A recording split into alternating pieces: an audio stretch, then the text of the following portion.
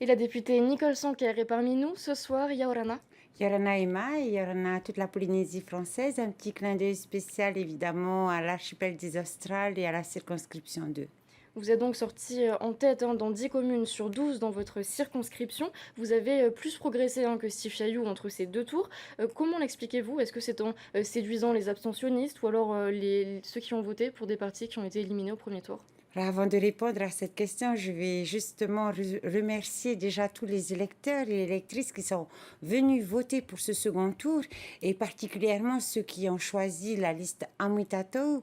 Et je pense que si on a fait la différence, c'est justement grâce aux équipes sur le terrain, grâce aux Tavana qui m'ont soutenu dans cette circonscription 2 et notamment aux Australes et toutes les communes de Mahina à Paia en passant par la Presqu'île. C'est ça qui a fait la différence, c'est cette cohésion des équipes et ce travail sur le terrain. On n'a rien lâché. On connaissait la puissance du Tavini au second tour et on a voulu faire plus fort. Et donc un grand merci à toutes ces équipes et au Tavana. Nicole Sanquer, vous avez plusieurs casquettes. Vous êtes députée, représentante à l'Assemblée, présidente de Ahere Yapurinetia et membre de Amwitato. Comment concilier toutes ces responsabilités sans en négliger une? Alors en fait, pour moi, il y a une continuité dans chaque rôle que je vais jouer, notamment au niveau de l'Assemblée de Polynésie française, avec un travail évidemment, si le gouvernement de Broderson veut bien travailler avec nous, pour porter les dossiers à Paris dans le cadre de négociations de conventions.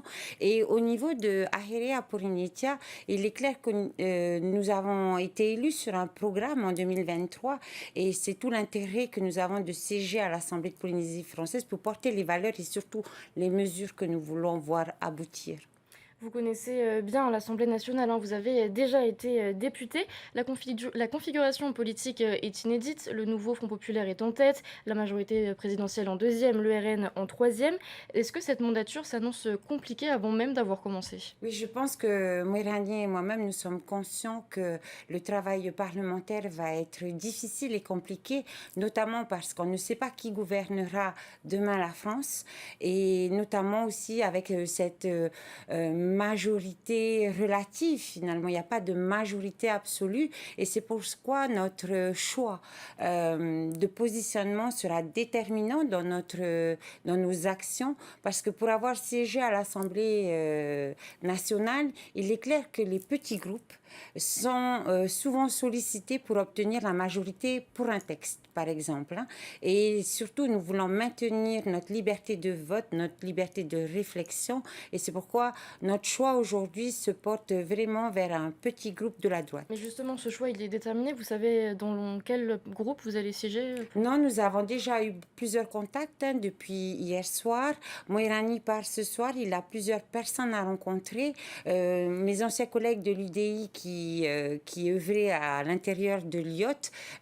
Voilà, il peut y avoir un groupe du centre regroupant des députés indépendants et qui vont porter la voix de leur territoire.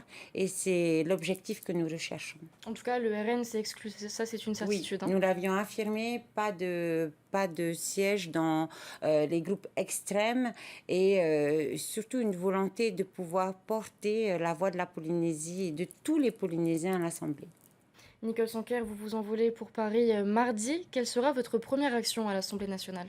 Alors, pour pouvoir nous installer, il nous faut déterminer le groupe où on va devoir siéger, parce que de là découlera, bien entendu, l'emplacement des bureaux, les commissions. Nous, en ce qui me concerne, j'aimerais bien siéger au sein de la commission des affaires sociales de la santé pour pouvoir suivre les travaux de la convention État-Pays Santé et pourquoi pas une convention État-Pays pour le RSPF.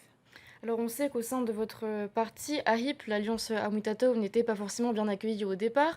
Pourtant, elle semble porter ses fruits aujourd'hui. Pensez-vous, ou du moins souhaitez-vous, que cette Alliance Amwitato perdure après les législatives? Alors, je tiens à préciser que le rassemblement et la participation de AHIP, de Ahirea Polynesia au sein de ce rassemblement a été voté à l'unanimité. Ensuite, ce que je voudrais dire, c'est que les prochaines échéances c'est les élections municipales. Et au vu du travail qui a été mené par les équipes sur le terrain, je sais que dans certaines communes, Amwitato peut être poursuivi pour une liste communale avec un projet commun, évidemment, dans l'intérêt de la commune et de ses habitants.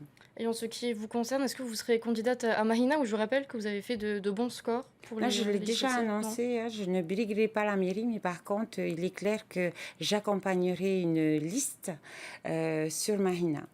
Eh bien, merci beaucoup, Nicole Sanquer, pour toutes ces précisions. Merci à vous.